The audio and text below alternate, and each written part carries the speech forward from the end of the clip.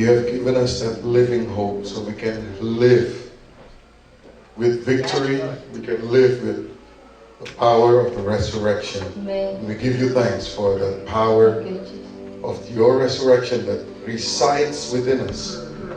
Kuasa kebangkitan Kristus yang ada di dalam kami memberikan kami kuasa untuk hidup berkemenangan. Di dalam nama Tuhan Yesus kami berdoa. Haleluya.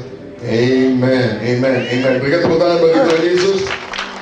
Puji nama Tuhan. Selamat pagi saudara sekalian.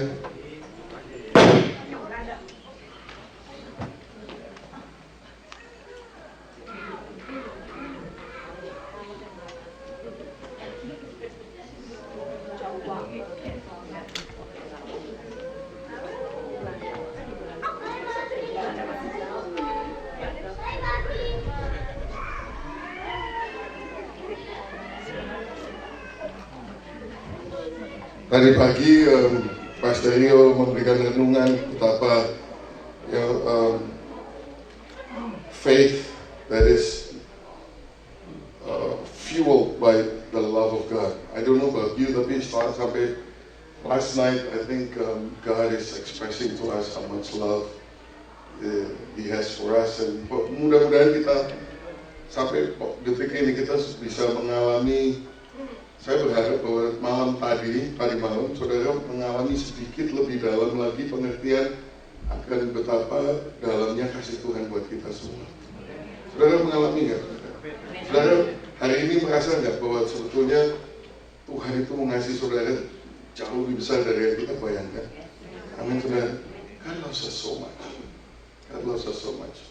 Dan tadi pagi Pastor Rio memberikan renungan bicara sedikit tentang kadang-kadang kita memang lupa sih ya. Jadi kita apa yang kita alami kayaknya udah gede gitu, terus padahal kalau dibandingkan dengan apa yang dialami oleh orang lain. Tadi you talk about our brothers and sisters in Somalia.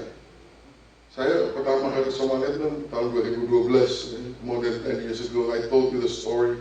Kemarin was very difficult area until now. Sejak tahun 94 sebetulnya, gara-gara pengecut Bill Clinton itu, ya begitu Black Hawk Down, ada saudara Amerika yang udah mati diseret-seret di jalan-jalan di Mogadishu. Public opinion is not favorable for us to be there anymore. Cabut kita karena presiden itu tidak punya prinsip, manusia satu itu, dan nggak jadi terus sampai sekarang. Sejak dia cabut itu sampai sekarang there is no functioning government in Somalia. Kacau balau satu negara itu, dan daerah yang sangat sulit. Mungkin banyak orang nggak tahu bahwa Somalia itu negara Islam tertua di Afrika, saudara. Karena mereka menjadi Islam itu zamannya Nabi Muhammad masih hidup. Quran itu maksudnya Islam itu masuk nomor satu di Afrika itu di Somalia. Makanya tempat yang sangat sulit. Di sana kalau saudara ketangkep memberitakan Injil, dipenggal saudara. So next year saya ada satu trip ke Somalia, ada yang mau ikut. Haleluya. Well, anyway, karena tadi Pastor Rio cerita tentang Somalia, saya akan pasang video ini supaya saudara sedikit lebih kenal dengan apa yang kita sedang lakukan di Somalia.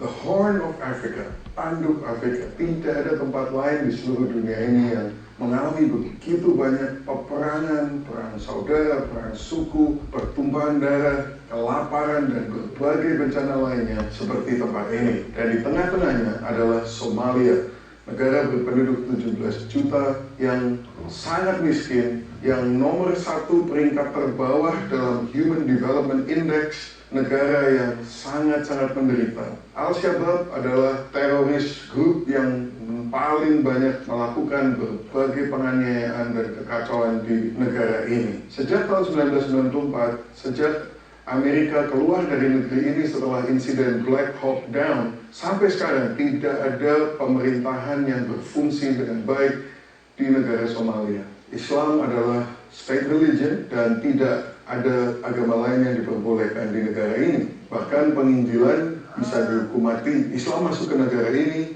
pada waktu Nabi Muhammad masih hidup di abad ke-7. Sudah sedemikian lamanya negara ini adalah negara Islam. IFGF memiliki sekitar 100 gereja bawah tanah, house churches yang dipimpin oleh Pastor Ahmed. Dan baru-baru ini kegiatan Pastor Ahmed yang mengawasi 100 gereja IFGF di 5 negara bagian, 5 provinsi, dia terbongkar dan sekarang dia dikejar-kejar dan akan dibunuh oleh Al-Shabaab. Beberapa minggu yang lalu, mereka menemukan di mana Pastor Ahmed itu tinggal dan mereka menyerbu ke rumah Pastor Ahmed mencari dia untuk dibunuh. Dia mendengar tentang hal ini dan sempat melarikan diri dari rumahnya, tetapi istri dan anak-anaknya masih ada di sana dan mereka dipaksa membuka rahasia di mana dia sedang bersembunyi, tetapi istrinya tidak mau dan oleh karena itu dia disiksa dan kepalanya dipukul dengan popor senapan sampai luka-luka, dan saat ini dia bersama dengan anak-anaknya mengungsi dan tinggal di tempat keluarganya.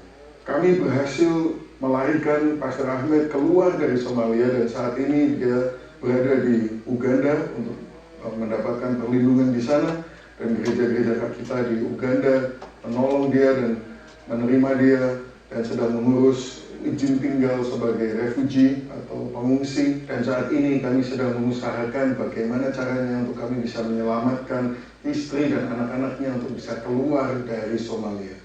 Penganiayaan terhadap umat Kristen di Somalia sangat-sangat keras. Dan ini contohnya adalah Halimah Sheikh. Dia seorang anggota daripada IFGF Underground Church di Mogadishu. Ketika suaminya menemukan bahwa dia adalah seorang Kristen, dia baru terima Tuhan Yesus, maka dia dianiaya, dipukuli oleh suaminya dan terpaksa dia harus melarikan diri bersama dengan anak-anaknya. Dan saat ini dia berada di suatu safe house yang kami ada di Mogadishu. Pada tanggal 24 Januari 2023, IFGF Somalia mengalami korban pertama yang jatuh, yaitu Syarif Hasan menjadi martir ketika dia dibunuh oleh Al-Shabaab karena imannya. Dia adalah salah satu pemimpin daripada Underground House Church. Di bawahnya ada 25 orang anggota di satu daerah yang namanya Danaya, sedikit di luar daripada Mogadishu. Dia dibunuh dan seluruh keluarganya, istrinya, anak-anaknya sekarang masih hidup dalam ketakutan karena apa yang terjadi kepada Syarif Hasan. Muhtar Ali adalah salah satu anggota daripada Underground Church IFGF di Mogadishu, daerah Water District yang dipimpin oleh ibunya sendiri, Mama Saro, dan saat ini dia berada di rumah sakit karena dia ditusuk berbagai bagian daripada tubuhnya dan seluruh keluarganya sudah ditargetkan untuk dibunuh oleh Al-Shabaab. Saat ini Mama Saro dengan 9 anaknya tidak mempunyai tempat tinggal dan harus melarikan diri dan ditampung di sebuah safe house di Mogadishu. Sangat mudah untuk kita tidak mendengarkan atau bahkan mengabaikan kisah-kisah seperti ini yang menceritakan penderitaan daripada saudara-saudari kita seiman di negara lain. Terlalu mudah sebenarnya kalau kita hanya memperhatikan masalah-masalah kita sendiri. Ibrani 13 ayat yang pertama dan ayat yang ketiga mengatakan, janganlah melupakan mereka yang ada di penjara. Ingatlah mereka seolah-olah kamu sedang dipenjarakan bersama mereka. Janganlah melupakan mereka yang sedang mengalami penderitaan. Ingatlah mereka seolah-olah kamu sedang mengalami penderitaan bersama mereka. Firman Tuhan mengatakan, mari kita terus mengingat penderitaan saudara-saudari kita, mendoakan mereka dengan setia. Mari kita terus mendukung mereka di dalam doa kita. Terima kasih dan Tuhan memberkati.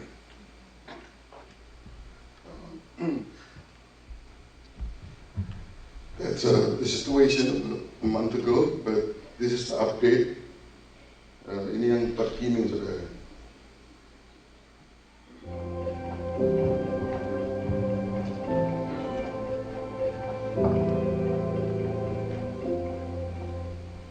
The Horn of Africa. No other place in the world has known so much war and famine and Sorry, sebentar. Salah video.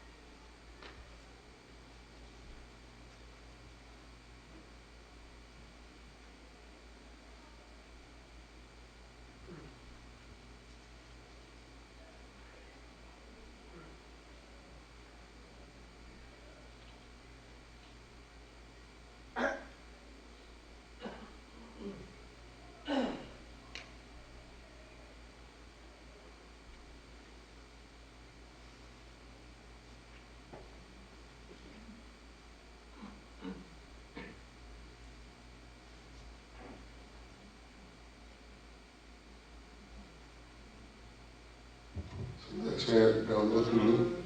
Rupanya tadi salah download. Tapi saudara, keadaan di Somalia itu begitu. Dan kita sekarang sudah berhasil, saudara, membawa keluarga daripada Pastor Ahmed itu keluar. Dan sekarang kita sedang menolong mereka di Uganda. Nah saudara, mungkin saudara berpikir ngapain nih kita ke tempat-tempat begitu ya. Saudara, di Somalia itu 0,01% Kristen. Jadi berarti kalau kita kan nggak milih lahir di mana ya. Di dunia ini kita lahir di mana nggak milih. Coba kalau saudara lahirnya di sana, ditentukan Tuhan lahirnya di sana. Dari lahir, besar, dewasa, tua, nggak pernah punya kesempatan untuk dengar Injil sekalipun. Mau ke gereja nggak bisa, nggak ada gereja. Nah itu keadaan yang demikian itu yang menurut saya sangat tidak adil. Kita, my goodness, di Philadelphia aja mau milih ada berapa gereja? Gereja Indo? 27. Alah, sama LA ada 150. Minta ampun, bukannya semua orang udah selamat di Philadelphia dan di LA, bukannya kita nggak perlu nginjil di Philadelphia atau di LA atau di New York. Tapi kalau orang mau, bisa. Gereja banyak sekali, tinggal kemana aja bisa. Kalau di tempat-tempat seperti Somalia begini, nggak ada gereja, nggak ada penginjilan, terus mau kemana, mau bagaimana coba? Nah itu kalau kita sebagai umat Kristen yang begitu luxury ya gitu ya, gereja aja bisa milih, sampai gereja itu berebutan kita gitu kayaknya. Kayaknya kita kalau nongol di satu gereja lain aja, wah senengnya nggak kabar, ayo kesini aja disambutnya sampai luar biasa begitu. Lah buat yang mereka di sana itu. Masa kita nggak peduli?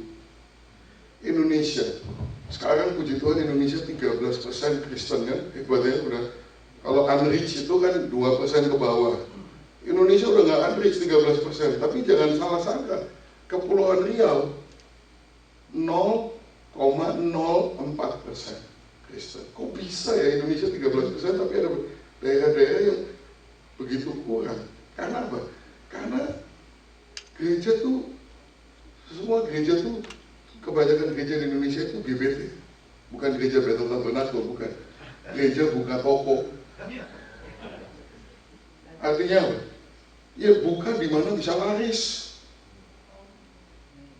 Mau buka di mana? Ya di tempat yang bisa laris lah. Buka, kita modalin 2 ruko, kemudian harus ada bandnya gitu, and then ada pendetanya agak muda, agak pintar khotbah, kalau bisa agak lucu dikit, jadilah tokonya. Dan pelanggan-pelanggan itu banyak. Wah ada gereja baru, wah ada kopi, ada brownies, wah yang dibanding-bandingin servisnya kan. Jadi gereja kayak toko kan. Jadi you butuh apa datang ke toko gitu kan. Apa itu Alkitab bilang begitu? Tapi ya itulah kenyataannya. Jadi gereja di mana-mana. Kenapa di Indonesia sampai begitu keadaannya? Ya karena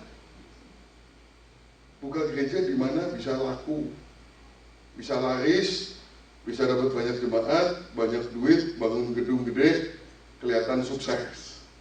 Simple aja. Karena ukuran dunia yang dipakai sama pendeta-pendeta itu. Semua orang kan butuh merasa sukses, ngerti lah. Saya, apakah hidupku berarti, gitu kan? Ya oke, kita semua butuh merasa hidupku berarti, bermakna. Tapi sayangnya, kalau Paulus bilang begini, I am what I am by the grace of God. Harusnya perjalanan iman kita menuju ke poin itu kan. Tapi banyak ke dunia menganggap kita sukses gimana? Kalau sebagai pendeta, saya bisa nggak sebagai pendeta tuh dinilai sukses oleh dunia? Bisa. Penilaian dunia saya sukses apa? Bagaimana? Jemaatnya banyak, gedungnya besar, budgetnya gede, sukses. Nanti kalau pastors conference kelihatan gitu. Kalau yang pastor yang jemaatnya banyak, begitu masuk gitu, yang jemaatnya lebih sedikit, agak mundur-mundur gitu. Masih kayak dog park. Di dog park kan gitu, kalau anjing yang gede datang gitu, yang kuat, yang lain, kayak. Terus langsung buntutnya masuknya. Kalau di dog park itu, saya kalau lihat perilaku anjing-anjing di dog park mirip dengan pastors conference. Mundur. Saya udah muak dengan itu semua seterusnya. Ya, bukannya apa-apa, karena nggak ada di Alkitab. Nggak ada di Alkitab yang begitu. Kenapa di Indonesia Kabupaten Toraja, Kabupaten Toraja? Jadi gini, kalau menurut teori misi, satu daerah itu terjangkau kalau ada satu gereja untuk setiap 1.000 orang. Satu gereja buat 1.000 orang. Ya. Kabupaten Toraja itu 300.000 orang. Berarti butuh 300 gereja. Ini 20 tahun yang lalu aja udah 1.086 di Toraja. Berarti dia 3 kali lebih daripada yang diperlukan. 2 kali lebih banyak dari gereja per kapita di Amerika. Toraja itu 2 kali lebih hebat dari Amerika, banyak gerejanya. Ya nggak apa-apa sih, mau banyak ya syukurlah gitu kan. Masalahnya cuma satu, sebelahnya Toraja ini pasti ada kabupaten namanya Sidrap, singkatan dari Sidenreng Kapal. Ya. Penduduknya 250.000, berarti butuh 250 gereja. Sampai saat ini, nol. Nempel sama Toraja. Di sebelah selatannya ada satu lagi namanya Enrekang. Enrekang itu kabupaten 270.000, butuh 270 gereja. Nol. Jadi saya mau bertanya sama gereja-gereja di Toraja, kenapa kamu bertumpang tindih di situ dan bersaing-saing di situ, siapa yang punya bisa dapat lebih banyak jemaat?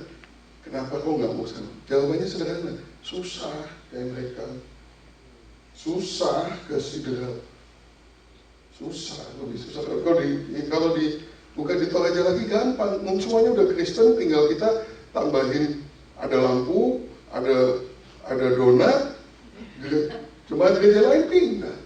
Langsung kita instan merasa sukses. Nah jemaat kita banyak. Padahal tidak melebarkan kerajaan Tuhan sama sekali. Sama di Philadelphia, sama di Los Angeles, sama. Resepnya sebetulnya sederhana sekali. Tinggal customer service di-improve lah gitu. Gedungnya lebih besar, musiknya lebih keren, penyanyinya lebih keren, pendetanya lebih muda, bajunya menyala-nyala, khotbahnya juga keren. Oh udah pindah lah yang dengan sangat mudah. Kalau cuma mau kelihatan sukses, mudah. Tapi pertanyaannya, apakah kita melebarkan kerajaan Tuhan atau tidak? Pertanyaannya kita, apakah itu yang disuruh sama Tuhan atau tidak? Nah itu, makanya kita ke Somalia. Ke Somalia nggak ada saingan.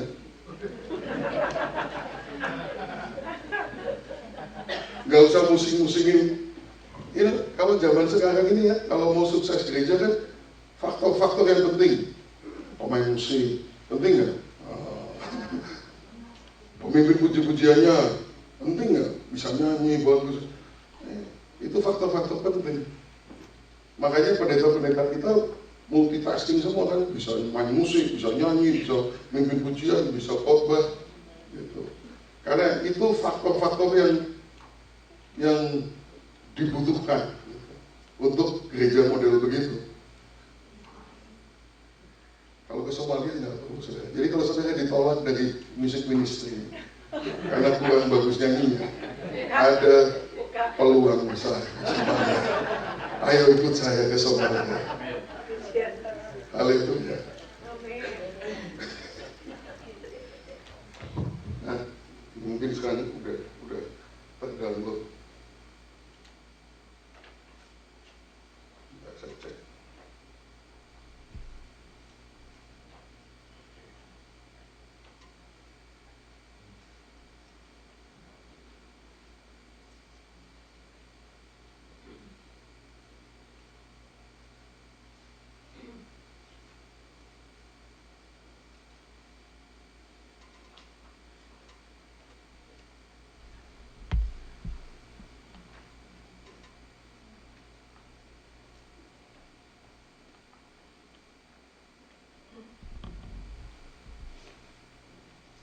Ya, kalau soundnya, soundnya udah.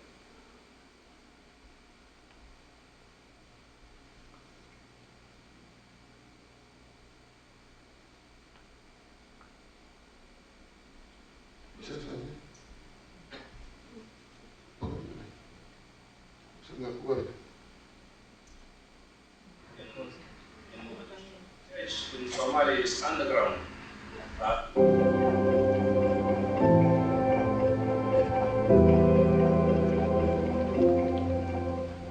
My name is Ahmed.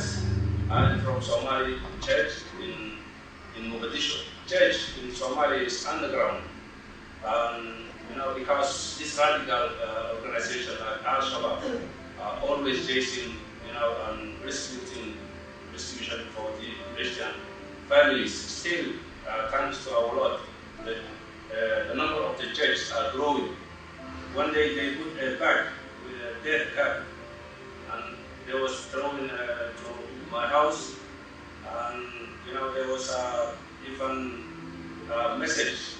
Sometimes from this group called Al-Shabaab was threatening me that I'm spreading, teaching the Bible in the community, and that is they say you are kufar. They was calling me kufar. Kufar means who is a non-Muslim, and I should be headed off. I should be killed. They came to my house, and I was hiding in some other believer's house. So my wife opened the door, and then straight away they kidnapped her, and they even injured her forehead, and was asking, where is your husband? Where is he? Where is the Kufar guy? Sometimes it's easy to take our freedom for granted, and we forget that many of our brothers and sisters are still suffering so much for the gospel. Hi, I'm Pastor Daniel Hanafi, Director of IFGF Global Missions. We have worked in these very difficult regions of the world since 2012, during the war and famine that killed hundreds of thousands of people. And now IFGF has 115 churches in 5 states in Somalia, 17 in Mogadishu State, 23 in Jubaland, 18 in Puntland, 14 in Galmudug, and 21 in Hida Belay, all under Pastor Ahmed's supervision. And that's why he became a target. And as Al-Shabaab found his residence and put a price on his head, we immediately tried to get him out of the country, to rescue him. And it wasn't easy, but it was providential that he at least already has a passport. But his whole family didn't have passports yet. And they were left behind. You can imagine how worried this family was being separated like that. So we immediately worked very hard to secure all the documentations that are needed to get them passports and visas to get out of Somalia without the Al-Shabaab knowing. And you know, in countries like Somalia, this process can be very, very difficult and costly. But by the grace of God, thank God, everything went miraculously smoothly without the Al-Shabaab knowing this thing. And so after a month of ceaseless prayers and very tense anticipation, here is the moment of tears and joy as the family was reunited in Uganda. Praise the Lord, all because of your prayers and help. You know, I'm safe here and I'm not giving up to go back and believe the gospel. And now we are trying to resettle them in northern Uganda, and we still need to figure out how to provide housing and the means of income for them. But thank you so much for your continued prayers and support for this family. God bless you. Amen. Amen. So, ini yang sedang kita lakukan, saudara. Puji Tuhan, mereka sekarang sudah berada di Uganda, satu keluarga selamat. Haleluya. Dan kita senang sekali bisa menolong mereka.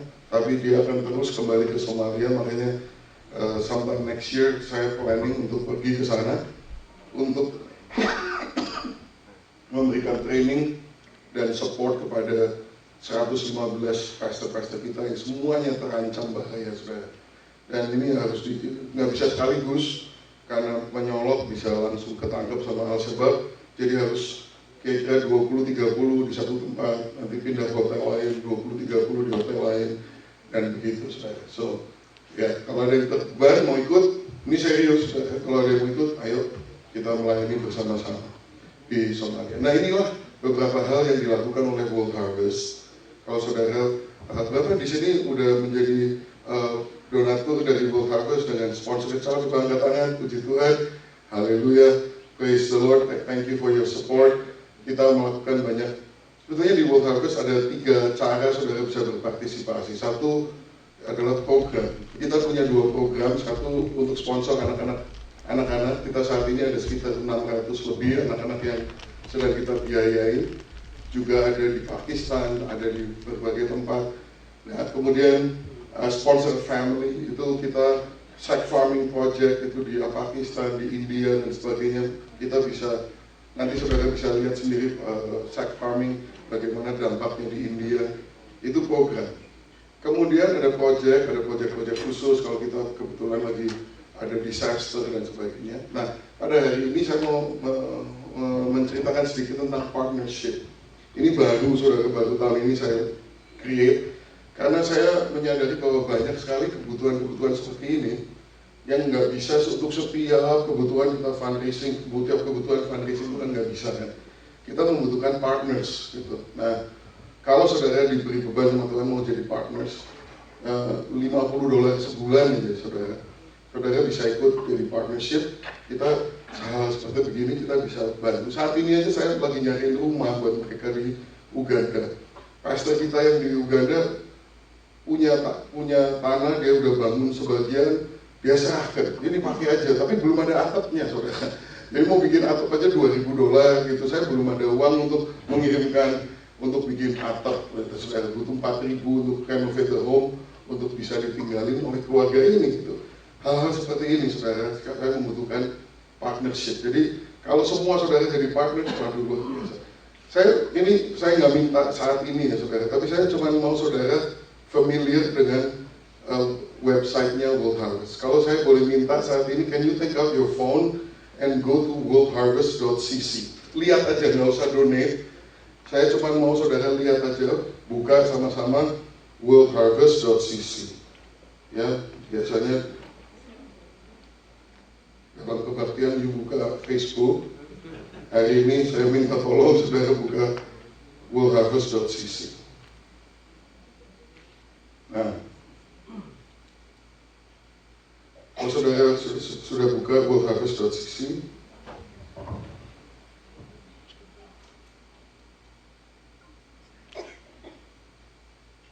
nah, saudara lihat di situ ada who we are, about us, sponsor a child, kalau saudara mau ikut sponsor a child, our projects, partnership. Nah, di sini ada partnership. Saudara kalau klik partnership donate now itu ya, nanti saudara bisa lihat ada pilihan $50 sebulan atau $100 sebulan. Please bring it to prayer, and hopefully sebelum selesai retreat ini, please join us untuk partnership di World Harvest supaya kita bisa melakukan pekerjaan misi Tuhan di tempat-tempat seperti Somalia ini. Dan saat ini kita sedang menerobos ke Afghanistan, kita sedang mengirimkan misionaris ke Iran dan tempat-temtempat yang sangat sulit. Jadi saudara punya dua pilihan, saudara mau jadi partner atau saudara mau pergi sendiri, bisa. Saya atur. Kalau saudara mau pergi, ayo saya atur. Kalau mau jadi partner, ayo silahkan langsung di website worldharvest.cc. Amin saudara. Haleluya.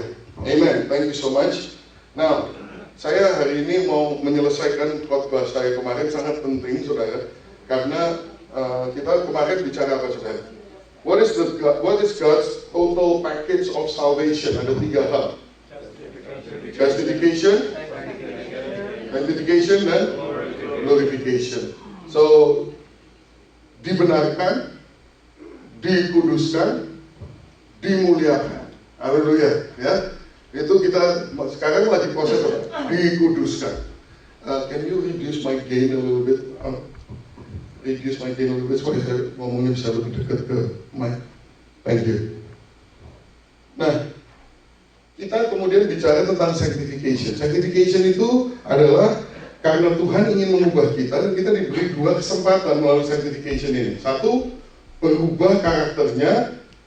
Kedua, melakukan tugas, melakukan pekerjaan Tuhan di dunia ini. Amin saudara. Ya, 2 hal yang kita bisa lakukan selama sanctification ini. Dan saya senang logonya ini alive in character. Ya, itu kenapa alive-nya petot-petot begitu? Itu bukan seni menurut saya, karena itu menunjukkan keadaan kita. Dalam Tuhan Yesus kita diselamatkan alive, tapi masih pletot-pletot. Masih pletot-pletot, masih perlu diluruskan dalam berbagai hal. Makanya itu namanya sanctification. Amin. Saya yakin sekali headquarters tidak tahu tentang interpretasi ini. Dan desainernya dengan bangga dia pikir itu seni, padahal cuma pletot-pletot. Jangan bilang siapa-siapa. Nah, kita bicara kemarin tentang sanctification needs the church.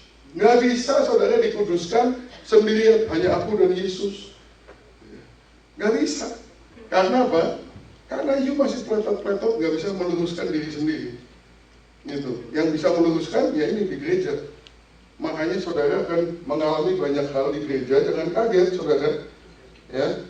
Karena kemarin kita baca tentang buat awal 7 betapa luar biasanya gitu ya, kalau Tuhan hadir di dunia ini itu spektakuler, dan kita lupa betapa spektakulernya sebenarnya gereja itu. Nah, di Efesus 2 ayat 19, demikianlah kamu bukan lagi orang asing dan pendatang, melainkan kawan sewarga dari orang-orang kudus dan anggota-anggota keluarga Allah yang dibangun di atas dasar para rasul dan para nabi dengan Kristus Yesus sebagai batu penjuru. Di dalam dia tumbuh seluruh bangunan, rapih tersusun, menjadi bait Allah yang kudus di dalam Tuhan. Di dalam dia kamu juga turut dibangunkan menjadi tempat kediaman Allah di dalam roh. Jadi kita ini, saudara bisa bayangkan di sini katakan, di dalam dia tumbuh seluruh bangunan rapih tersusun. Apa yang disusun? Bahan bangunannya itu batunya akan disusun. Batunya siapa? Batunya ya ini. Dan biarlah kamu juga dipergunakan sebagai batu hidup untuk pembangunan suatu rumah rohani bagi suatu imamat kudus untuk persembahan rohani akan karena Yesus Kristus berkenan kepada Allah. Batunya ya kamu. Kamu itu batu hidup. Batu hidup mau disusun dengan rapi menjadi suatu tempat kediaman bagi Allah. Amin saudara. Please grab this vision what God is trying to do with you. Inilah yang dia sedang lakukan. Nah, batu, saudara pernah ngambil batu dari kali nggak? Ada yang udah lurus kayak sepatu bata gitu nggak? Nggak ada, masih pletot. Ya betul nggak? Batunya pletot gitu kan. Bersih, udah dibersihin ya bersih. Tapi ya masih pletot. Nah itulah kita semua batu hidup. Hidup karena sudah terima Tuhan Yesus, tadinya mati. Dibersihkan dari lumpur dosa, udah bersih. Tapi masih pletot gitu. Nah pletot-pletotnya kan masing-masing ada masing-masing gitu. Saya waktu ini Tuhan punya cara lah gitu ya.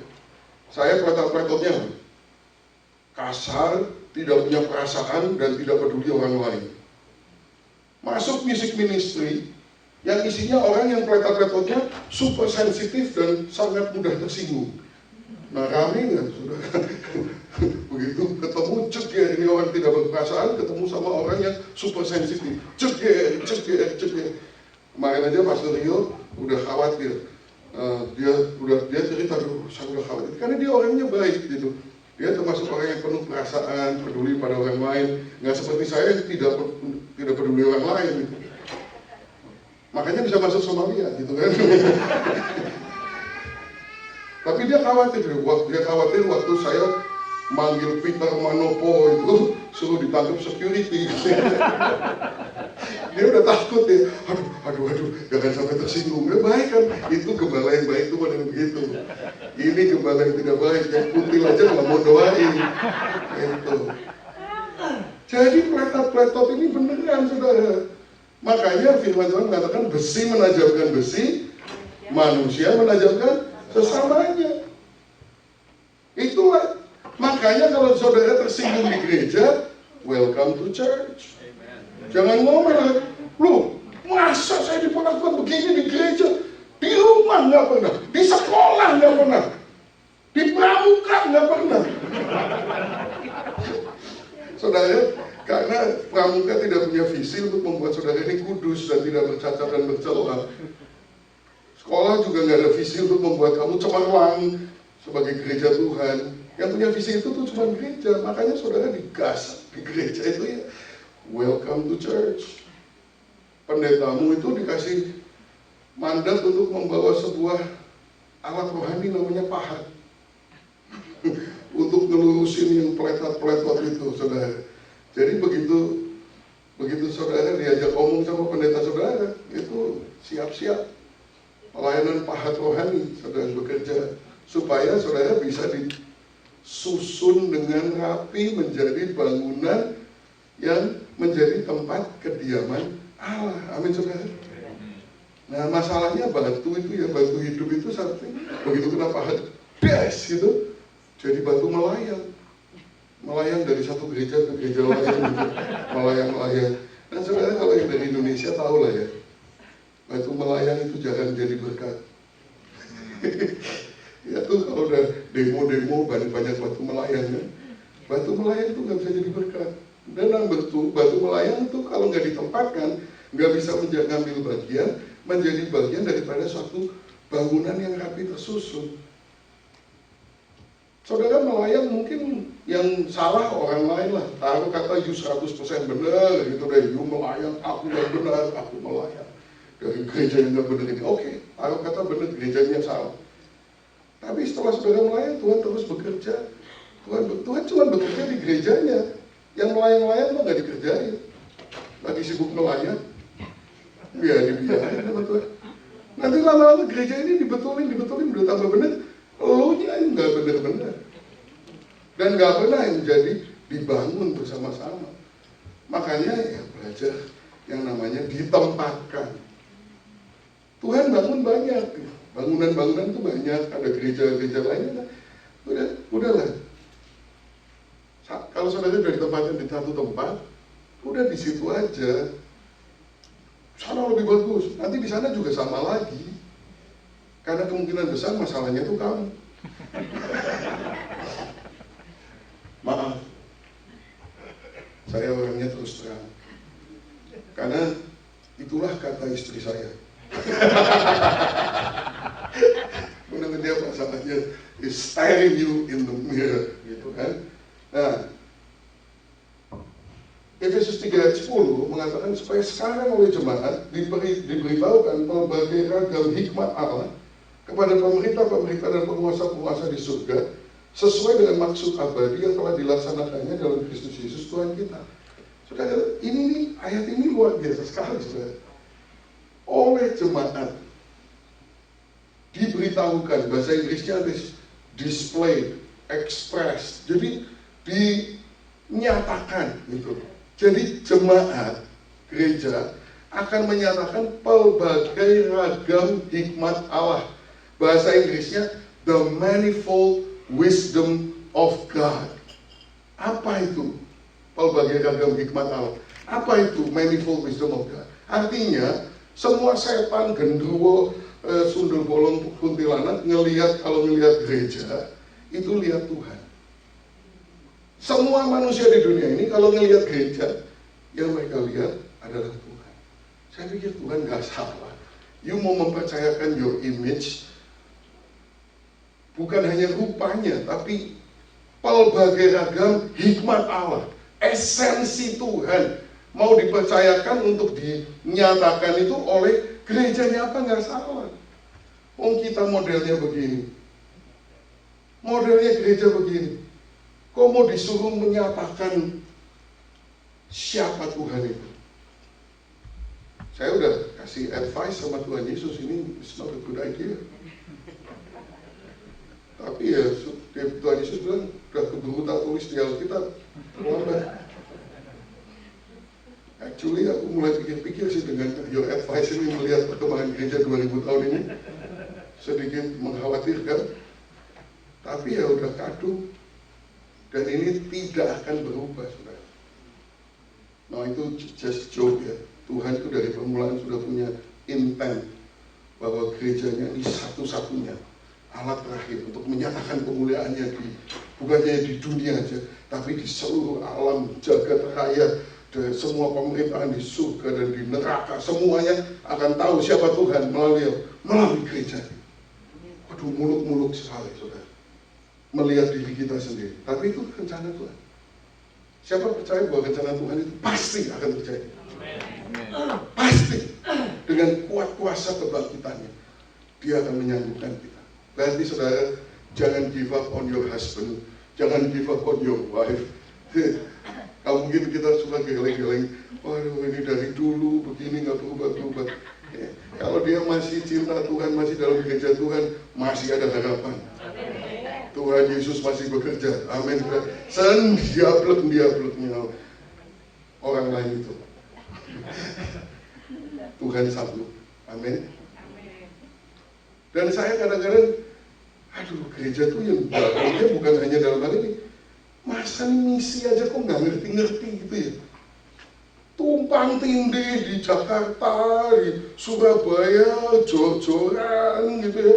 Pemain, kalau saudara punya talenta itu yang marketable skill, bisa main musik, bisa mimpin pujian, tampang keren, suara keren, you bisa make money saudara di Surabaya, di Jakarta gitu, keliling-keliling gereja. Minta ampun deh, lembokan lihat sekelilingmu yang gak ada gereja, pergi ke sana. Enggak, gereja jadi bisnis aja semuanya. Kapan bisa menyelesaikan tugas ini gereja? Tapi Tuhan Yesus mengingatkan saya, Dia tidak akan ganti metode. Tetap gerejanya ini akan memberitakan Injil sampai ke ujung bumi, sampai selesai. Saya bilang, Tuhan mana mungkin lihat nih orang-orang ini. Terus dia ngomongin, lah buktinya kamu kok enggak? Iya, emang cuma kamu? Oh iya. Pasti ada lagi lah.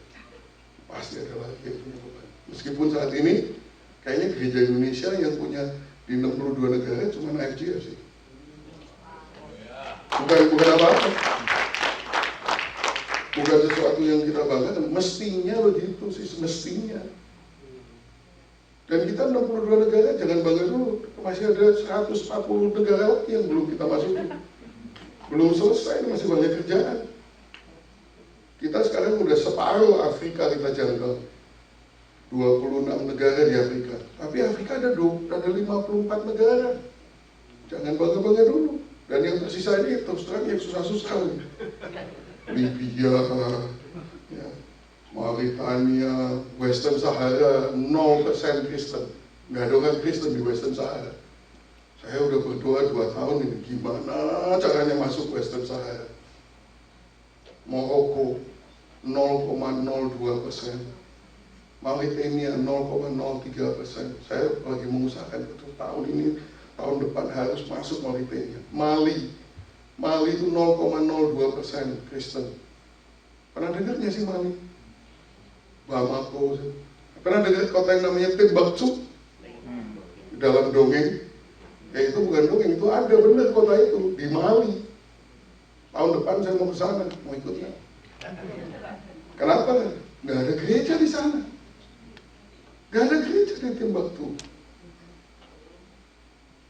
Nah, kayaknya nggak banyak orang ngomongin soal gini-gini ya. Padahal nggak semestinya begitu. Yang paling membutuhkan itu ya kita harus jangkau dong saudara. Amin saudara. Ada satu negara yang katanya lebih susah daripada North Korea. Namanya Turkmenistan. Nggak bisa masuk sana.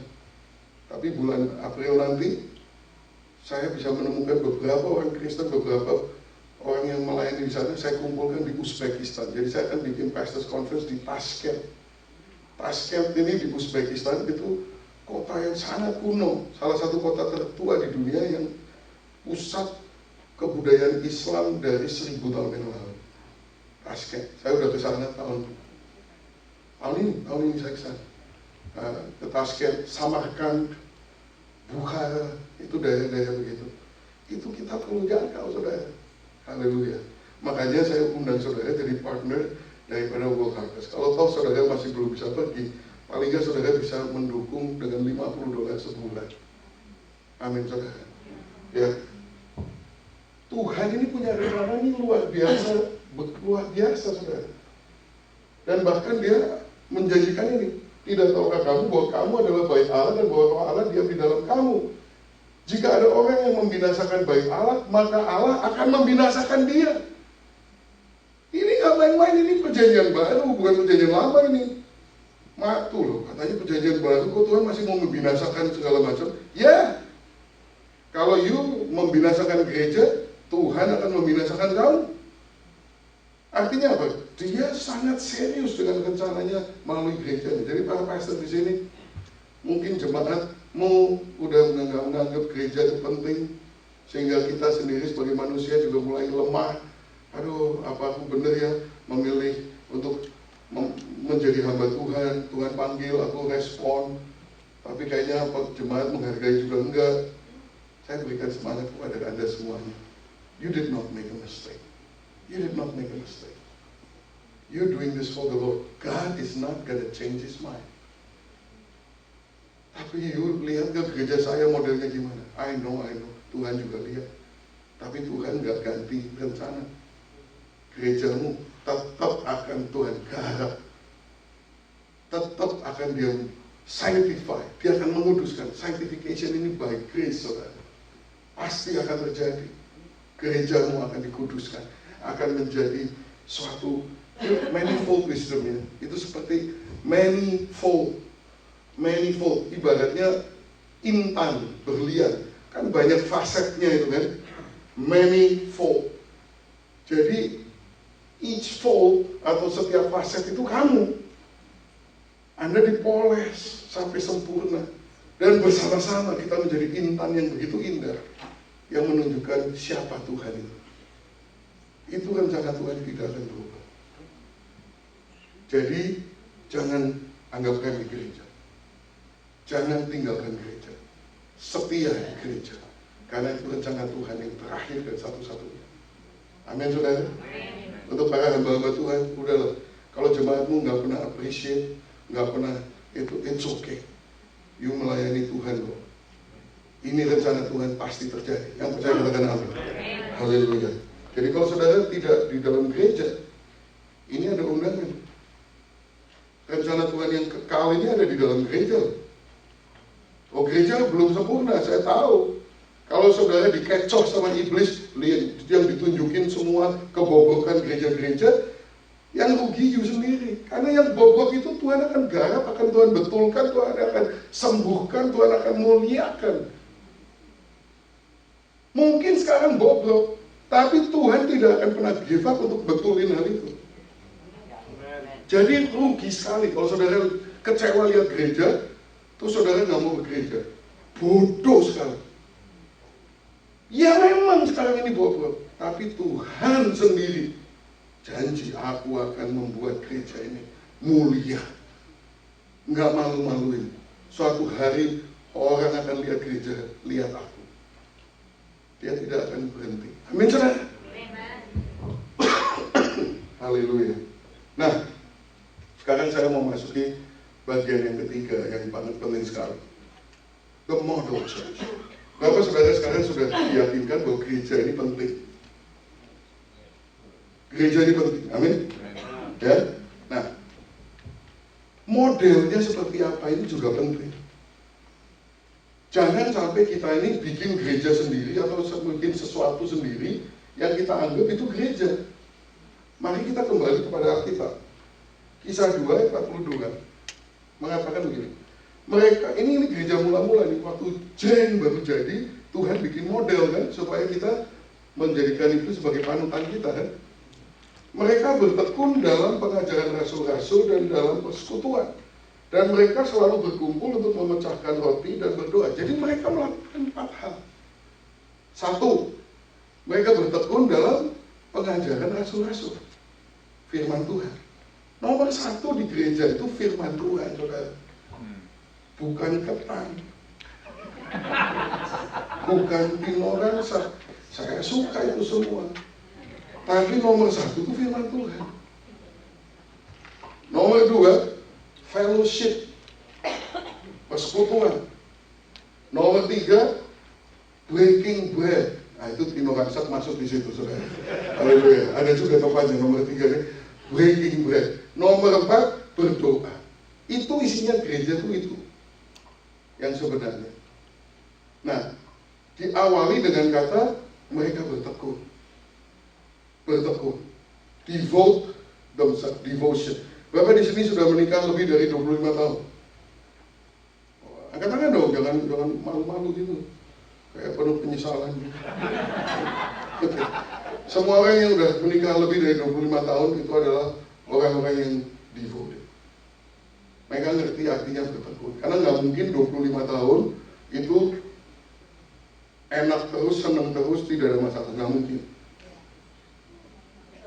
Ya kan? Kenapa saya katakan devotion? Devotion itu adalah the ability, kemampuan untuk stick to it even when you don't feel like it anymore. Itu artinya bertekun. Ya kan? Kalau masih nyaman, seneng, nggak perlu tekun lah.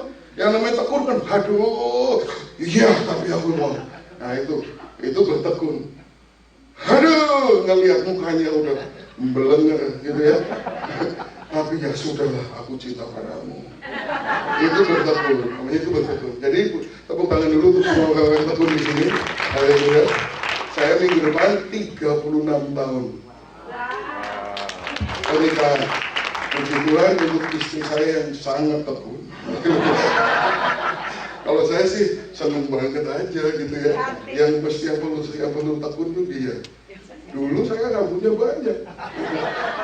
Kalau dia dari dulu sampai sekarang menurut saya nggak pernah berubah, malah tambah cantik menurut saya. Nah kalau dia ngeliatin saya, waduh, haleluya, puji Tuhan. Tekun ya, istri yang sangat tekun. Saudara, mereka bertekun artinya they stick to it even when they don't feel like it anymore. Itu gereja tuh mestinya begitu. Kalau seneng hura-hura tiap kali udah berkat, itu ya gampang. Tapi kalau udah lagi, ya khotbahnya ini kok ya nggak selesai. Ngomongin apa kok nggak jelas. Terus suasana juga gini, puji-pujiannya membelero, gitu ya, fales dan sebagainya. Nah itu perlu ketekunan. Kita semua belajar bertekun. Amin saudara. Karena Tuhan tidak ganti rencana. Amin. Tapi bertekun dalam nomor 1, firman Tuhan. Pengajaran rasul-rasul. Mereka bertekun pada pengajaran rasul-rasul, bukan rasulnya, tapi pengajarannya, yaitu firman Tuhan. Tapi zaman sekarang orang lebih seneng ngefan sama pendeta yang keren gitu. Ngefan sama pendeta yang lucu. So, ngefan masing-masing punya selera lah. Ada yang seneng yang lucu, ada yang seneng yang berapi-api, ada yang senengnya yang serius dan dalam. Ayolah, semua punya selera masing-masing. Tapi saya mau katakan saudara, itu nggak penting. Yang penting itu firman. Masalahnya ya, manusia itu senangnya selebriti. Sport, ada selebriti. Musik, ada selebriti. Movies, selebriti. Mereka juga mau selebriti di gereja. Itu memang dari dulu begitu. Dan yang celakanya, nggak kurang oknum-oknum pendeta yang, lu mau selebriti? Gue juga bisa. Hari ini jas merah, minggu depan jas biru, minggu depan jas hijau, minggu depan jas putih.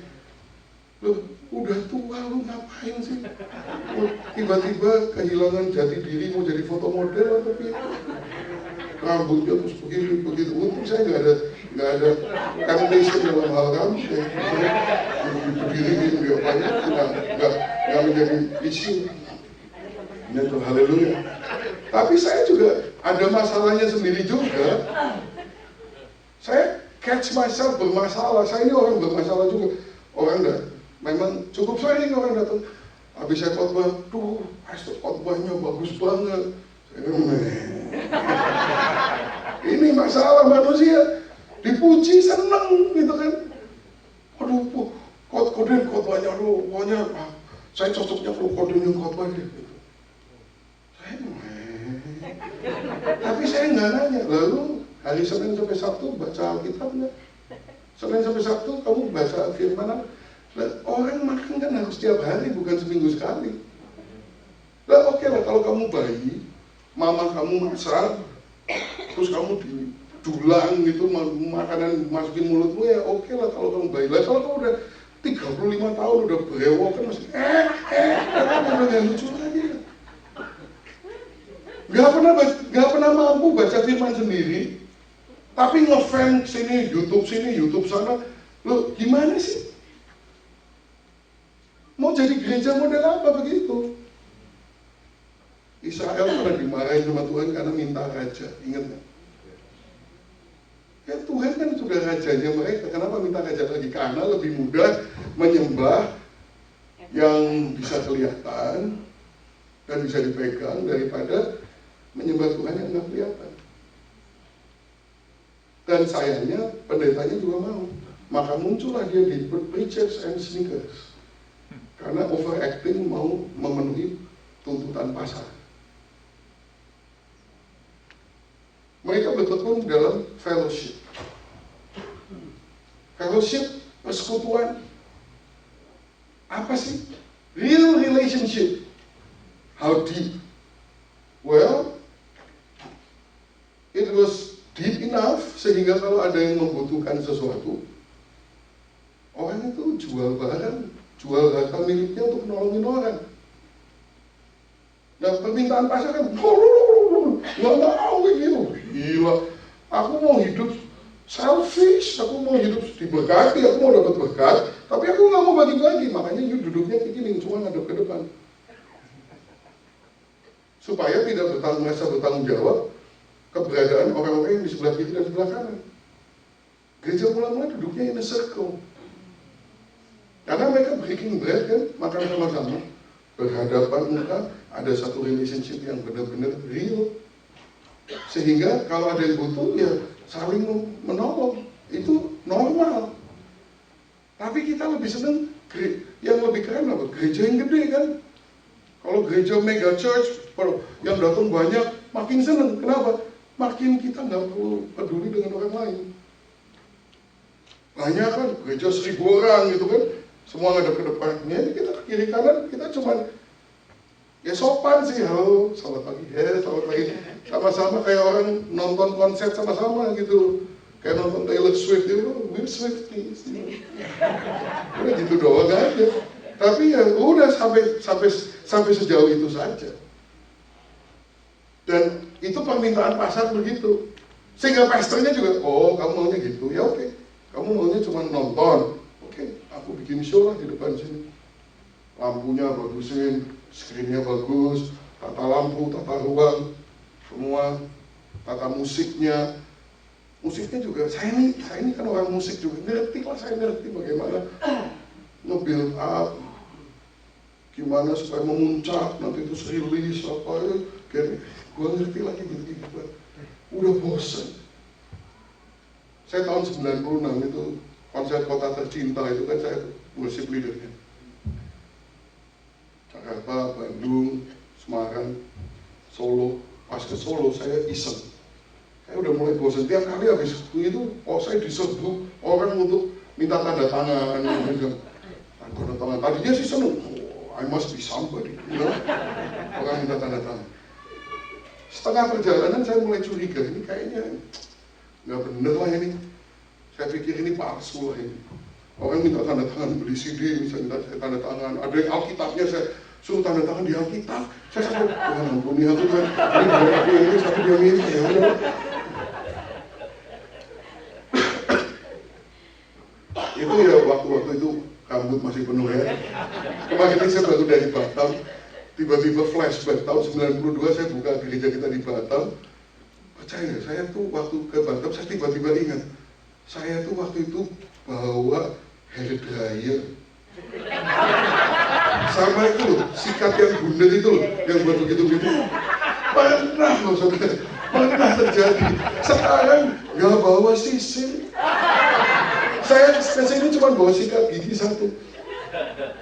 Pagi-pagi bawa manis-manis. Selesai. How time have changed. Tadi lagi ngomong apa sih?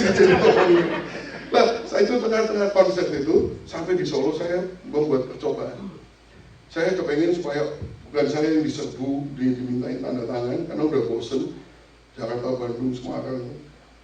Saya coba pemain keyboard mau saya bikin jadi diserbu. Udah. Jadi waktu itu saya ngomong, saya atur supaya dia ada solo sedikit.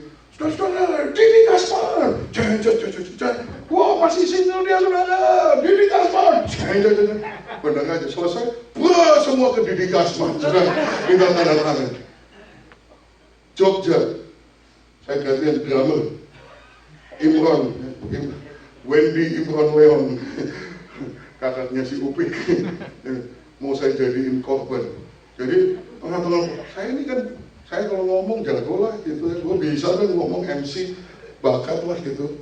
Jadi tengah-tengah puji-pujian, saudara, biasa kalau sangka kalah dan apa ya, memuji Tuhan. Drumnya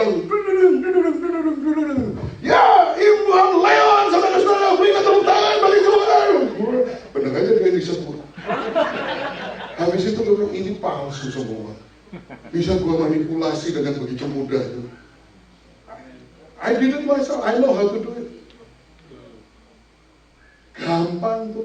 Dan orang pikir itu apa? Gila gak? Padahal gue bukan bikin-bikin sendiri. Khotbah juga, aduh. Begitu soalnya, begitu mudahnya membuat orang, that was powerful sermon. It was not powerful. The only thing powerful is the word of God. Sermons are not powerful. Khotbah itu nggak bisa powerful. Powerful yang kamu pikir powerful itu emosi, karena aku bisa membangkitkan emosi. Udah banyak tekniknya lah, itu banyak tekniknya. Yesus adalah Alfa dan Omega, permulaan dan yang akhir, selama-lamanya. Haleluya! Gitu kan, gampang. Kalau ngambil drama juga bisa. Nah, saya ngomong gini bukannya saya khotbah udah jutaan orang lah. Saya pernah khotbah 100.000 orang. Saya pernah gue ngerti lah gitu-gitu. Ya, tapi yang khotbah manusia tuh nggak powerful. Yang powerful itu cuma firman Tuhan. Yesaya 55 ayat 10. Firmanku itu seperti air dari salju yang turun ke tanah dan mengairi tanaman sehingga mereka bertumbuh dan berbuah. Yang bisa begitu tuh cuma firman.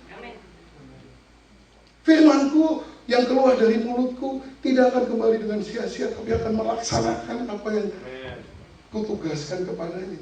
Yang bisa begitu tuh cuma firman Tuhan. Tugas saya sebagai pendeta bukan bikin fan club, pengagum, pengikut, YouTube, subscriber. Tugas saya adalah melatih supaya kamu tuh bisa connect with God. That's our mission statement, connect with God, make disciples. Supaya bisa makan sendiri. Tapi manusia maunya lain. Ketiga, breaking bread. Breaking bread itu kan memecahkan roti. Itu artinya dua, makan bersama dan mencerita. Dan kedua adalah komunion. Artinya menceritakan apa yang Tuhan Yesus lakukan di kayu salib untuk kita.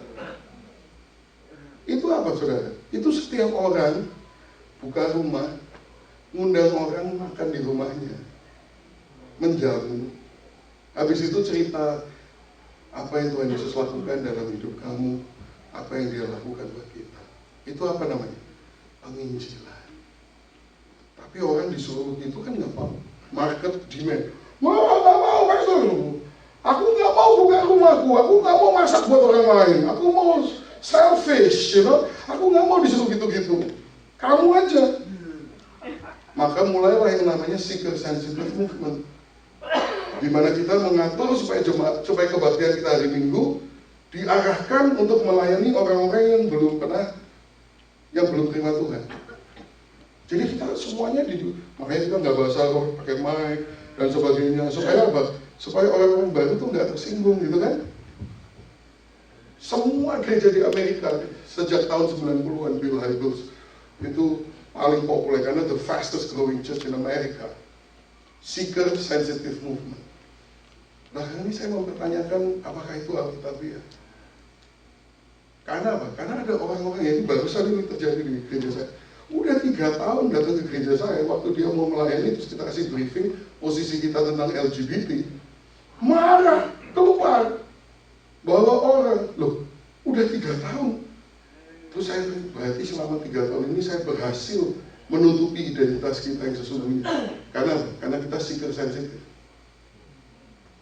Loh, kita ini accepting, kita mencintai semua orang LGBT, tapi kita nggak bisa affirming, mengatakan bahwa ini nih benar, nggak bisa. Saya bilang sama dia, LGBT itu is no worse and no better than other sins like lying atau gossiping. Nah, gereja zaman dulu memang membuat LGBT ini sangat kayak gosip, oke. Tapi kalau LGBT dihajar benar, ini nggak benar. Tapi sekarang they go the other way, bikin parade, bangga. Lah kan, saya bilang kan nggak ada the liars parade, kan nggak ada. Aku memang liar, tapi aku marching, kan nggak kayak gitu. Kalau ini kan gay parade kan, waduh. Mereka mau mengatakan ini bukan dosa, loh. Menurut firman Tuhan, ini dosa. Tidak lebih buruk dari lying and gossiping, tapi juga nggak lebih baik. Marah, saudara. Keluar, bawa orang dan sebagainya. Saya pikir, berarti I've been very seeker sensitive ya. Menurut saya, jadi orang yang nggak kenal Tuhan, kalau datang ke gereja saya, akan nyaman. For years. Itu menurut saya nggak benar juga, saudara. Saya bukannya kita nggak welcoming, mestinya we are welcoming, tapi mereka harus sadar bahwa mereka ada di rumahnya orang lain. Nah kalau nggak, gereja itu jadi sarang penyamun yang sangat senang dan nyaman di situ. We should be welcoming, but they should know that the purpose of this church is to be a holy church. Benar nggak, saudara? Tapi penginjilan, orang-orang nggak mau di rumahnya, jadi pendetanya yang disuruh. Makanya pendetanya bikin seeker sensitive service. Beberapa tahun yang lalu, saya melakukan hal itu. Setiap akhir daripada kebaktian, khotbah tentang apapun juga, saya bisa pelintir jadi altar calling. Sehingga orang-orang bisa terima Tuhan Yesus pada akhir kebaktian. Saya pikir itu baik. Tapi saya baca Alkitab, Kisah 2 ayat 46, Tuhan menambahkan pada jumlah mereka setiap hari orang-orang yang diselamatkan. Bukan setiap minggu di gereja. Setiap hari. Bukan setiap minggu. Apalagi setiap tahun. Di crusade. Nggak ada tuh. Yang namanya penginjilan, semua orang menginjil. Semua orang menginjil di setiap rumahnya masing-masing. Kita mulai melihat perbedaan di sini. Dan mereka berdoa. Nah saudara, masalahnya tuh memang orang nggak mau begini. Nah, tinggal pertanyaannya, apakah kita mau nurutin orang atau nurutin Alkitab? Tiap-tiap hari Tuhan menambah jumlah mereka dengan orang yang diselamatkan. Perintahnya simple, Matius 28 ayat 18. Ayo kita baca sama-sama dengan suara keras. 1, 2, 3. Yesus mendekati mereka dan berkata, kepadaku telah diberikan segala kuasa di surga dan di bumi. Karena itu pergilah, jadikanlah semua bangsa muridku, dan baptislah mereka dalam nama Bapa dan Anak dan Roh Kudus, dan ajarlah mereka melakukan segala sesuatu yang telah kuperintahkan kepadamu, dan ketahuilah aku menyertai kamu senantiasa sampai kepada akhir zaman. Perintah ini untuk siapa? Untuk kita semua, untuk setiap orang Kristen, betul? Do you accept that this is for you? Yes? Seluruh kuasa atau otoritas di surga dan di bumi udah diberikan kepada kita. Kita diberi otoritas dan kuasa untuk melakukan amanat agung ini. Anda punya kuasa untuk melakukan hal ini secara komplit. Amin. You merasa sanggup atau nggak sanggup, it doesn't matter. Sudah diberi kuasa untuk melakukannya. Apa yang disuruh? 3 hal. Go make disciple of all nations. 3 hal. Go make disciple all nations. Kita tapi dibilang go make disciples, kita kebanyakan orang bilang, no, aku nggak mau go make disciples. I want to come and be blessed. Jadi pendeta-pendeta juga, ya udahlah kalau kamu maunya gitu, ya udah datang aja. Hari Minggu datang, come and be blessed. Makanya tiap kali bahasa kita itu, saudara mau perhatikan nggak? Kelatahan kita berbicara. Anda diberkati. Are you blessed? Why are you so concerned whether you're blessed? Jesus died for you. Is that not enough? Is there a greater blessing? Apakah ada berkat yang lebih besar daripada Tuhan Yesus mati buat kamu menggaransi your whole eternity? Mau apa lagi sih? Mau apa lagi? Saya paling gak tahan kalau ada worship leader ngomong, has Jesus been good to you this week? Wah, dicilahkan. Ini orang gak ngerti teologi sama sekali. Has God been good to you? Loh, coba bangun dari mimpimu sebentar loh. Dia mati buat kamu. While you were yet sinners, He died for us. Ketika kita masih berseteru dengan Dia udah mati buat kita. Mau apa lagi kamu ini? Maksudmu apa minggu ini dia baik? Dapat promotion, dapat kantau. Apa yang bisa dibandingkan dengan kebaikan Tuhan mati buat kita supaya kita ini diampuni dan mempunyai hidup yang kekal. Ngomong yang benar dong. Gitu. Nah, disuruh pergi. Nah, aku maunya datang. Nah, mau disuruh pergi. Aku maunya datang. Jadi kita bikin flyer juga. Datanglah, hadirilah. Terimalah berkat, berkat, berkat, berkat, kesembuhan, mujizat. Lu sembuh ntar juga mati lagi. Lazarus tuh, ada kuburannya di Cyprus. Ada penyesalan kok gue datang ke retreat ini ya. Pendetanya galak sekali. Nah, ini I'm just making a point gitu loh, supaya perspektif kita benar. Amin saudara.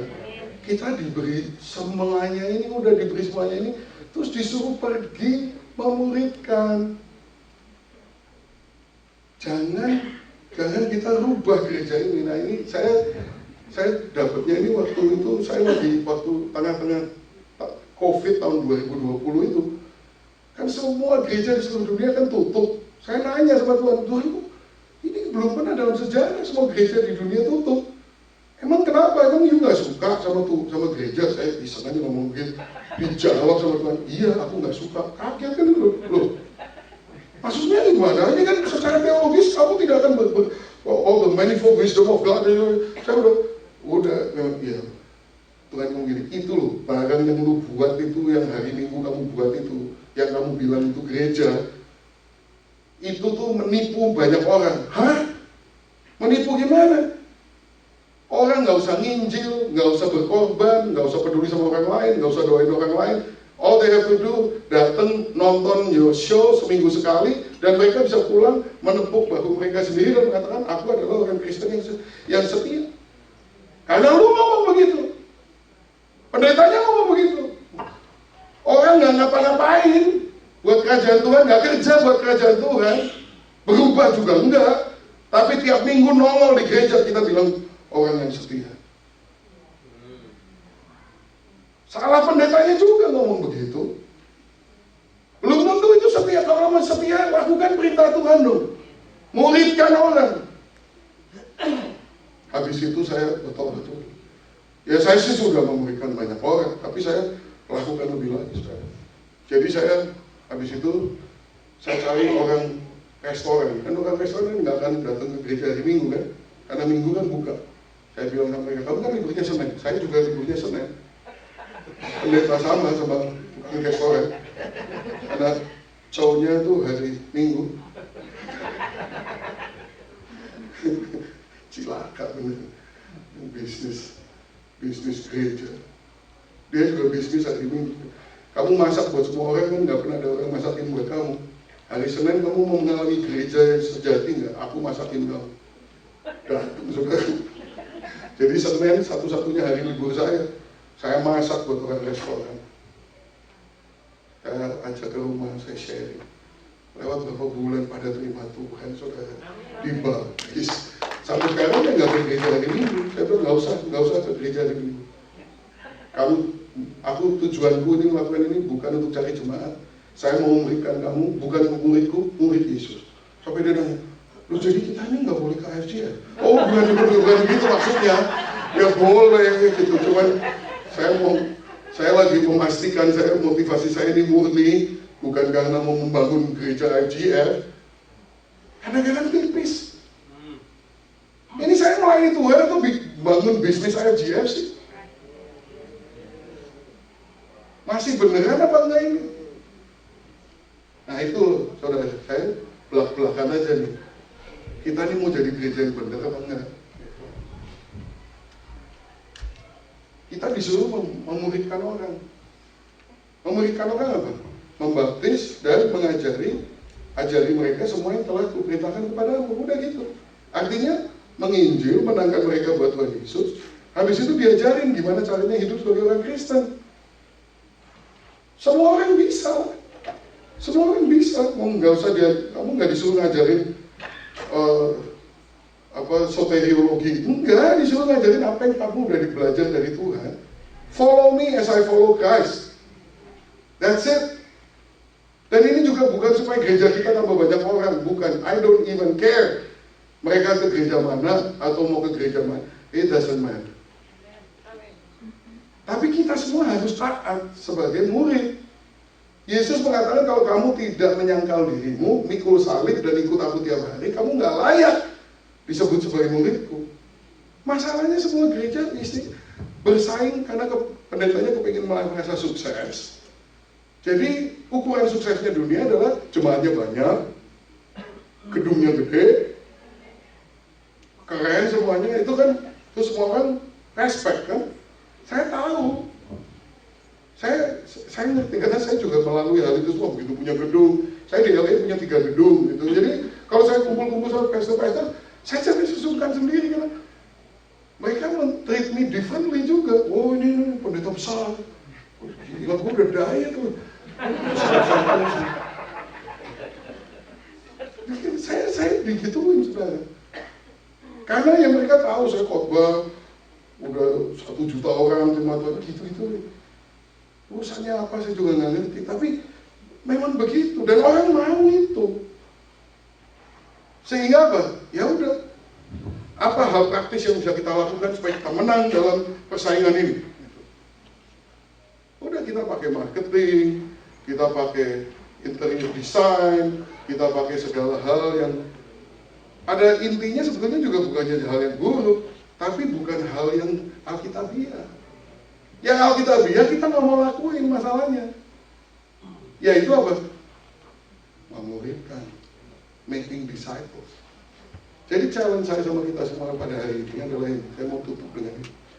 Ayo kita turut firman Tuhan. Setiap Anda make komitmen untuk make disciples. Sederhana kan? Jangan jadi penonton di this whole scheme of what kind of show your church can perform. Masing-masing memuridkan. Mau bangsa apa aja, Tuhan udah taruh di sekitar kamu dari berbagai bangsa. Gak usah milih yang Indonesia lah. Siapa saja. Loh, kalau bukan orang Indonesia kan gak bisa dibawa ke gereja. Ya kirim ke gereja lain, gak apa-apa. Tapi kita harus taat jadi murid. Taat jadi murid, murid yang memuridkan. Amin saudara. Bagikan Yesus Kristus. Oke. Berapa murid yang harus saya buat, pastor? 1 atau 2. Kenapa? Karena Matius 18 ayat 20. Sebab di mana 2 atau 3 orang berkumpul dalam namaku, di situ aku ada di tengah-tengah mereka. Jadi kamu 1 atau 2, tambah kamu 1 kan jadi 2 atau 3. Ya kan? Gampang kan ikut firman Tuhan. Yang aneh dan menarik adalah begini. Matius 28 tadi dan Matius 18 rewardnya sama. Matius 28, kalau kamu taat sama firman Tuhan, pergi jadikan semua bangsa muridku, baptislah mereka, ajarkan mereka. Rewardnya apa? Dan ketahuilah aku menyertai kamu sampai pada akhir zaman. Hadirat Tuhan menyertai. Itu hadirat Tuhan akan membuat hal-hal ajaib terjadi. Matius 18, kalau 2 orang, 3 orang berkumpul dalam namaku, apa? Di situ aku ada di tengah-tengah mereka. Rewardnya sama, hadirat Tuhan. Hadirat Tuhan is the earmark of the church. Cirinya gereja yang sungguh-sungguh itu ada hadirat Tuhan. Hadirat Tuhan itu bukan dari musik. Hadirat Tuhan itu dari ketaatan. Kalau you taat, membuat murid, taat melakukan, saya jamin hadirat Tuhan ada. Kalau hadirat Tuhan ada, saudara kan mengalami hal-hal yang aneh-aneh, yang mujizat yang luar biasa. Seperti saya alami, begitu banyak mujizat yang saya alami itu. Kenapa? Bukan karena saya. Saya sih modalnya cuma 1, taat. Orang suka nanya sama saya, kok dia berani banget ya ketaliban apa segala. Saya bukan berani. Saya emang gak berani. Cacing aja takut. Saya ini bukan berani, saya ini pasrah. Maksudnya saya taat dan pasrah. Apa yang terjadi ya terserah. Karena saya mau taat sama firman Tuhan. Begitu hadirat Tuhan ada, you bayangin saya sama Taliban itu. Pemimpin teroris gitu kok bisa, kamu kalau perlu ke Afghanistan nggak usah pakai paspor, saya bisa antar. Kok bisa begitu? Itu kan. Nah, dengerin cerita saya seru lah mungkin ya, tapi jauh lebih seru ceritamu sendiri. Jauh lebih seru ceritamu sendiri. Kalau kamu mengalami sendiri apa yang Tuhan lakukan dalam hidup kamu, jauh lebih seru. Nggak akan ada yang namanya lemas, kehilangan visi, burnout, nggak akan ada. Anda akan terus berapi-api karena Tuhan hadir di dalam hidupmu dan semua yang kamu lakukan. Amin, saudara. Simple. Saya cuma mau minta semua saudara buka gereja. Semua saudara harus buka gereja. Karena gereja ini 2 atau 3 orang. Di rumahmu. Ini saya serius. Saya men-challenge semua saudara, paling sedikit seminggu sekali. Bukalah rumahmu, undang orang yang belum kenal Tuhan. makan sama-sama, and then share, ceritakan tentang apa yang Tuhan lakukan di dalam hidup. Dah itu aja. Itu namanya saudara buka gereja rumah. Amin saudara. Gak usah dibawa ke gereja hari Minggu. Itu menjadi masalah kalau terlalu cepat orang dibawa ke gereja hari Minggu. Kenapa? Itu namanya DNA imprinting. Maksudnya apa DNA imprinting? DNA itu kan corporate culture ya, budaya. Orang kalau first contact dengan kekristenan itu adalah nonton Super Sunday show. Kemudian belakangan saudara nyuruh dia untuk membuat murid, kan susah. Bayangkan bedanya kalau their first contact with Christianity itu bukan di gereja, di tempat kerjaan. Tahu-tahu coworkernya dia yang orang Kristen ngomong, kamu kok kelihatannya murung hari ini, kenapa? Ya ada masalah lah di rumah. Cerita dong, ayo nanti siang saya traktir kamu makan, kamu cerita deh nanti. Atau di traktir siangnya makan, dia mulai cerita curhat, didengerin dengan sungguh-sungguh, didoain. Minggu depannya didoain lagi, dikasih nasihat dari firman Tuhan. Ternyata mengalami solusi. Nah, kalau dia first contact-nya dengan Kristen itu modelnya begitu, baru setelah dengan proses itu terus akhirnya dia terima Tuhan, baru belakangan dibawa ke gereja, dia punya DNA yang berbeda. Kalau dia bilang namanya orang Kristen adalah harus memuridkan, bukannya nonton show hari Minggu, tapi memuridkan, dia bilang, aku tahu, karena dulu juga aku kenal Tuhan melalui one-on-one. Jangan terlalu cepat bawa orang ke hari Minggu. Hari Minggu itu family party. Kalau belum family, nggak usah diundang. Bikin family dulu dengan one-on-one. Lebih lama, lebih susah, lebih banyak pengorbanan. Tapi itulah yang diminta oleh Tuhan untuk kita semua. Amin saudara. Dan kalau kita lakukan, akan terjadi. Nah, sekarang saya mau sharing ini kesaksian dari Mumbai. Mungkin saudara berpikir, gereja rumah, apa benar kan? Nah, ini saya akan ceritakan apa yang terjadi di Mumbai. Hi, this is Pastor Danny Hanafi of World Harvest and IGF Global Missions. Thank you so much for your partnership with the gospel, especially in the mission field. Right now, I'm coming to you with an urgent but exciting opportunity in Mumbai, India. Let me tell you the background story. You see, 2 years ago, the pandemic hit hard in India and many people lost their lives. Our pastor, Asaram, has been ministering in the Chembur area of Mumbai for more than 8 or 9 years with very little fruit because of the persecution that he encountered in that area. But then when the pandemic hit so hard there, people lost jobs, they are without food. We rise up to the occasion, we bring food and show the love of Christ to the immediate neighbors of our church. So we did have a great result from the feeding program that we do there in Chembur in Mumbai. But we thought that if we can teach them to grow their own food, it would be so much better.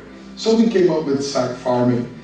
Sack farming is very useful for slum area because they don't have a lot of space. Sack farming is basically vertical gardening, so you can plant a lot more in a smaller space.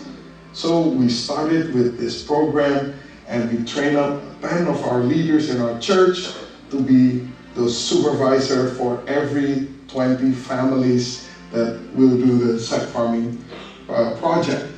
So they will visit them once a week to make sure that the plants are growing and yielding its results. So, sister say she's eating this spinach tree diet in 1 month.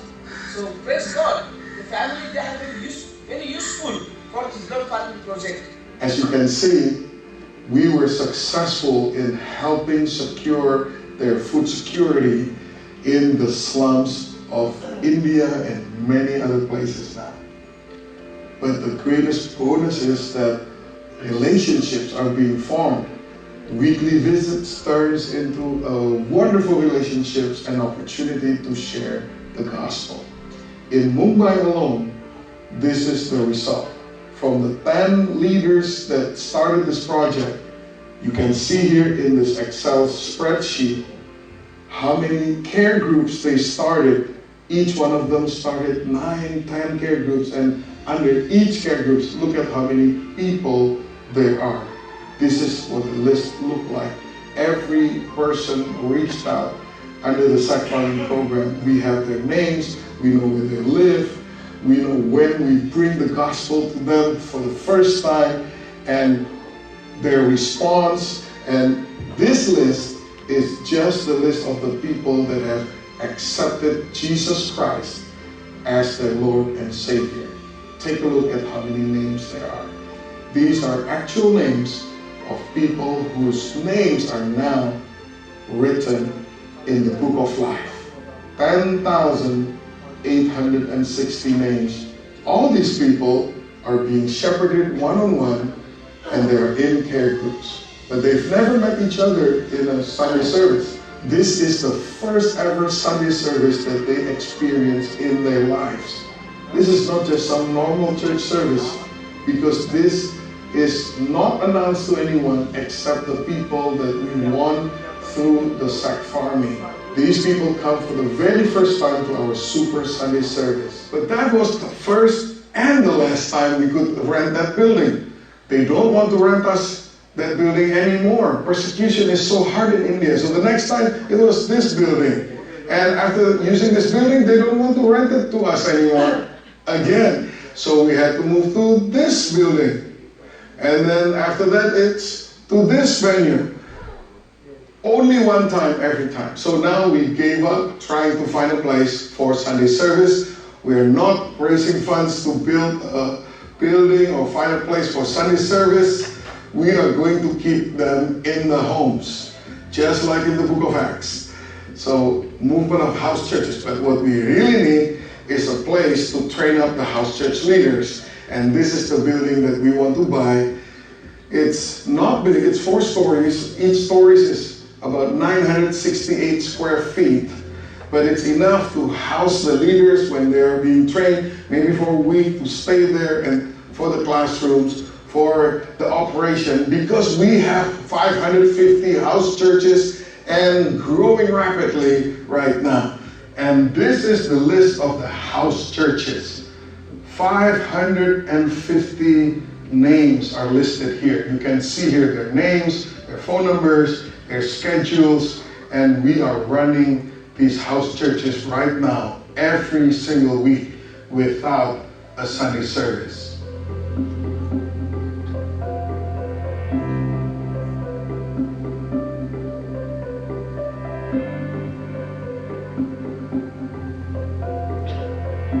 So this is what we need. 200,000 is the price. We have to close this week, and we have raised up $115,000.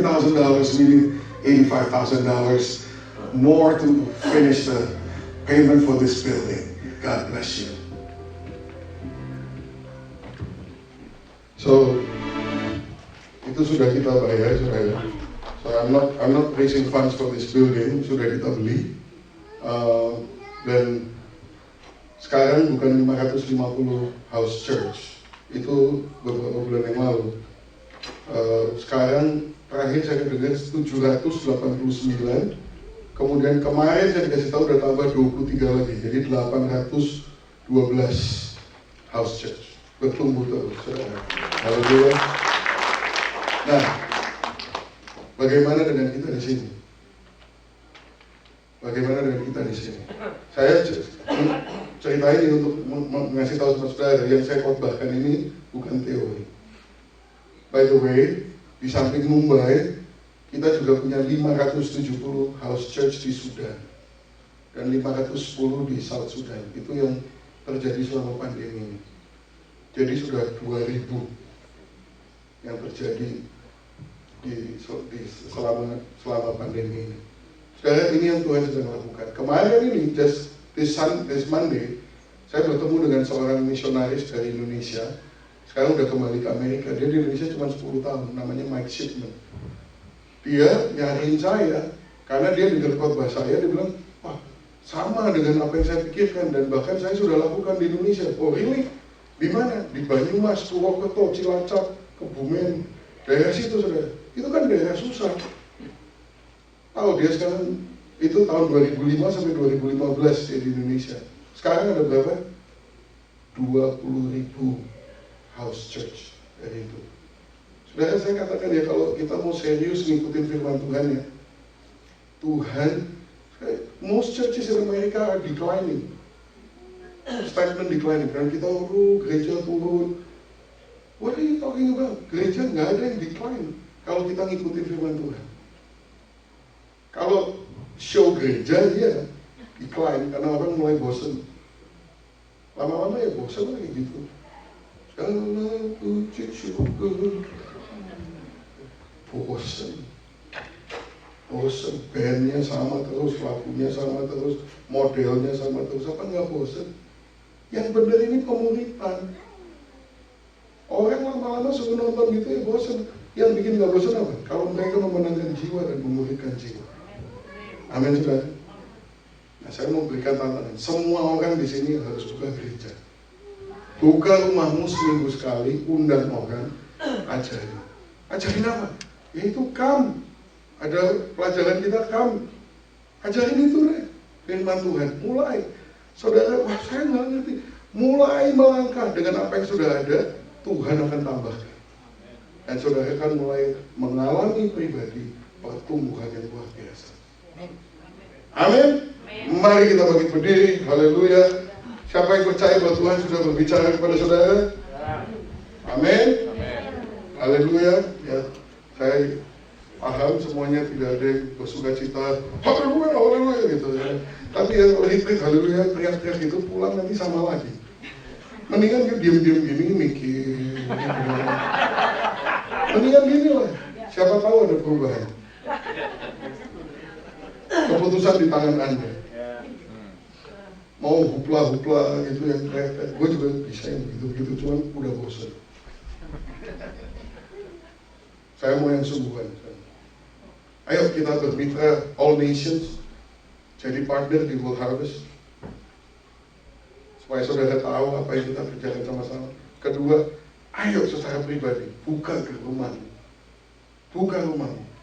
Rumahku nggak bisa dibuka, ya sudah, pergi ke restoran lah, berkorban, ajak makan, share the Bible with them. Amin, saudara. You can do it. Udah nggak usah pusing. Oh, rumahku jauh dari gereja, ntar juga orang-orang ini nggak bisa bawa ke gereja. It doesn't matter. Nggak usah dibawa ke gereja. Yang penting kamu dulu menjadi orang-orang yang taat, jadi murid. Nanti Tuhan akan bekerja luar biasa. Amin, saudara. Ayo, kalian sungguh-sungguh mau meresponi firman ini tanpa emosi, tanpa segala macam rekayasa. Angkat tangan di hadapan Tuhan dan katakan, Tuhan ini aku mau berkomitmen. Ini aku Tuhan, aku mau berkomitmen. Katakan sama-sama, ini aku Tuhan, aku mau berkomitmen. Untuk melakukan firman Tuhan. Jadikan aku muridmu. Dan tolong aku memuridkan orang-orang. Bahkan bangsa-bangsa. Pakai aku menjadi alatmu, supaya aku berbuah banyak bagi kerajaan-Mu. Ini aku Tuhan, utus aku. Di dalam nama Tuhan Yesus. Haleluya. Amin. Amen. God bless you.